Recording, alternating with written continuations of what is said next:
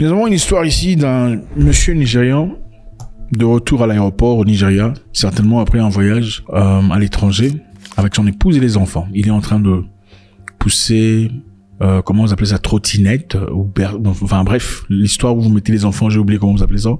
Un monsieur clairement sympathique, calme, posé, mais sa femme a fait des choses absolument absurdes. Elle était tellement en colère à l'arrivée à l'aéroport.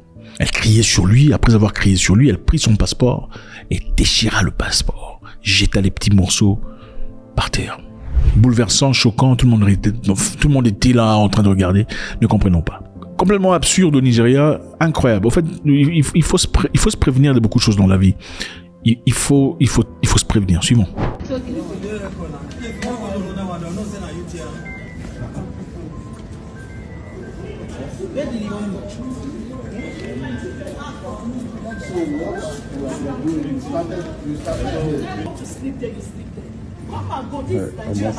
Et voilà donc. Just take it easy. Just take it easy. No. No talk, you'll be mad. You'll be mad. As no talk, you'll be okay. As no talk, you'll be okay. No. Aïe. C'est triste de voir ça. C'est vraiment triste. Moi, je veux te gifler, la tête va rouler comme ça et on va aller récupérer ta tête dans le frigo. C'est quoi ce genre d'histoire? Elle prend le passeport de son mari et déchire. Et elle marche. Ah non, suivons encore une fois. Non, je suis dépassé. Bon, regardez. Déjà là, il y a le monsieur qui vient faire ça. Ah, vous avez vu ça, l'action. C'est l'agent d'immigration. Vous savez, généralement en Afrique, quand une personne est fâchée, les gens viennent faire ça. C'est généralement pour dire quoi? Si vous savez, les Africains ont des langages universels, sont vraiment qui est des mots attachés. Quand quelqu'un veut faire ça, quand tu es fâché, c'est quoi? C'est-à-dire, calme-toi, tu vois, c'est pas aussi grave que ça, il faut se calmer, tout ça. C'est un agent de sécurité, agent d'immigration.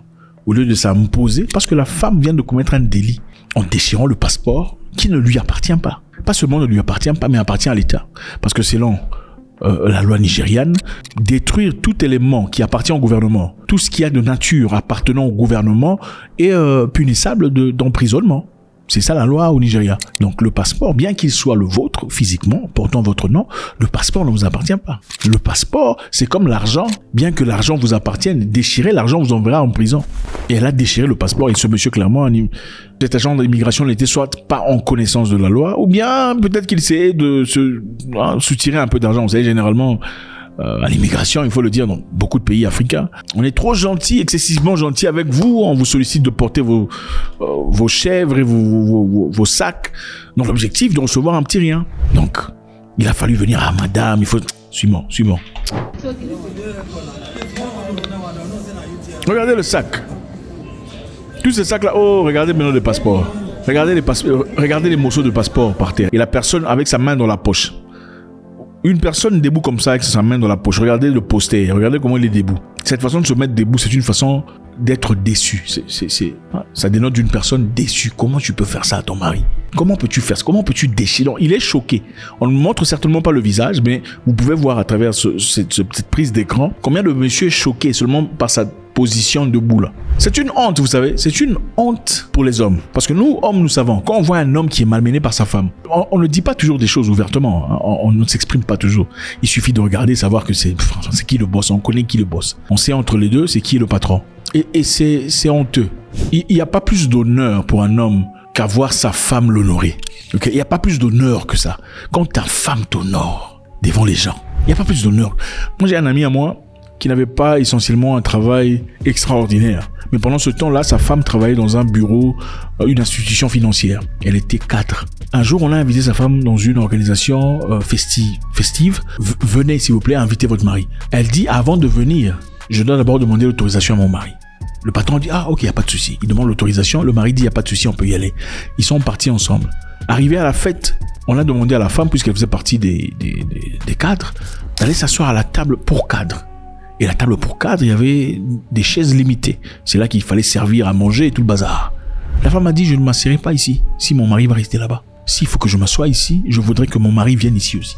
Le patron dit, ah non, il n'y a pas de souci. Le patron il y avait des Blancs et des Libanais et tout ça. Ah oui, il n'y a pas de souci, madame, faites venir. Ah monsieur, s'il vous plaît, venez. On a invité son mari. Donc la femme et son mari se sont mis autour de la table, la même table.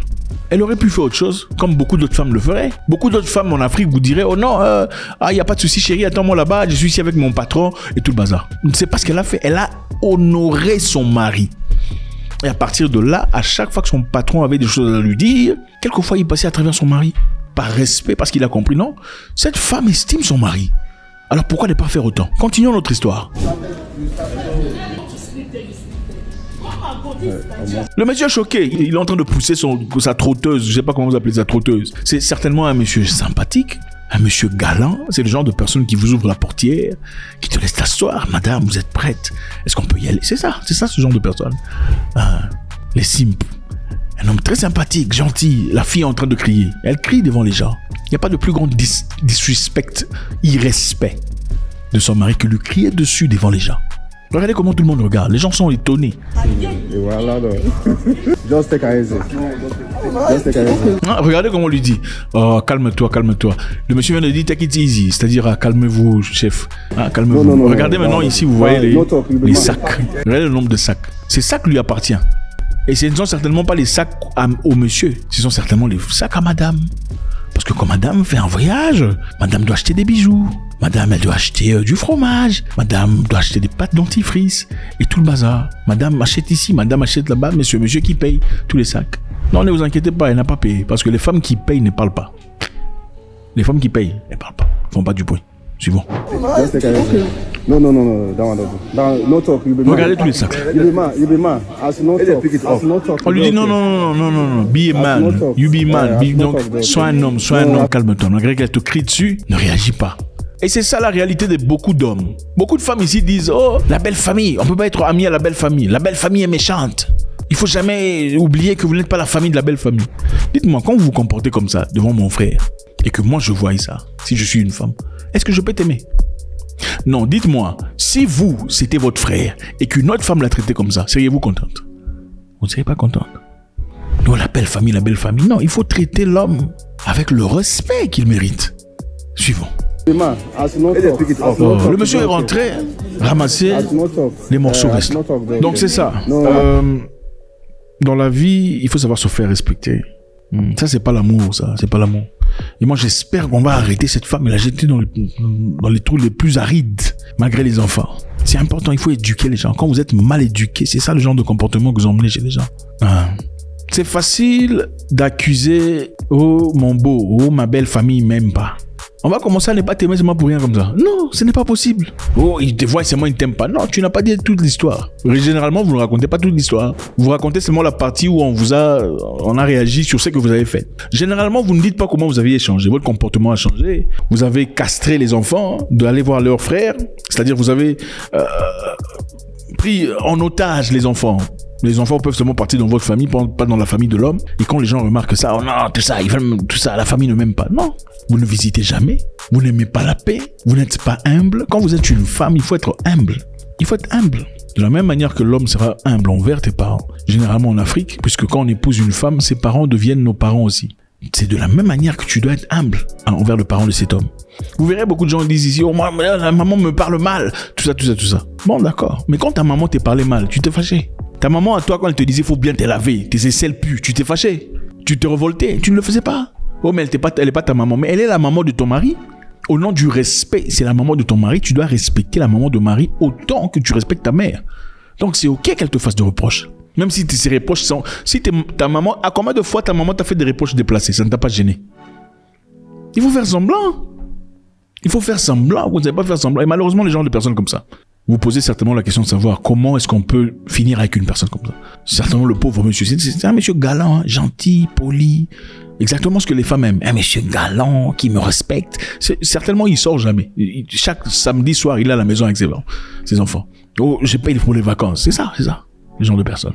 Mais malheureusement, ces genres d'histoires commencent comment? Quand elle vient dans ta vie, elle te fait du love bombing.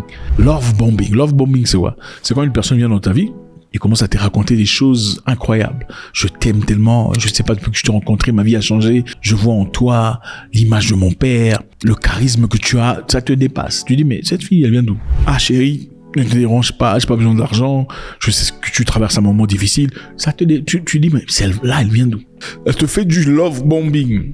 Mais quand elle sera assise dans la relation ou dans le mariage, c'est là que tu commences à voir ses vraies couleurs. Tu commences à casser les histoires dans la maison. Oh, toi tu étais comme ça, je savais pas que tu étais comme ça. Ah bon, c'est toi ça? Une femme qui réagit comme ça, ça c'est seulement la partie, c'est le tip of the iceberg, c'est la tête du iceberg. Qu'est-ce qui se passe à l'intérieur? Si la femme peut réagir comme ça en public, comment réagit-elle à la maison?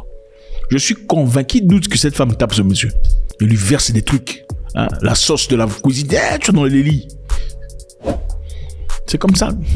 Moi, je te gifle ta tête. Je mets ça dans le frigo. Faites-moi savoir ce que vous en pensez. Bless.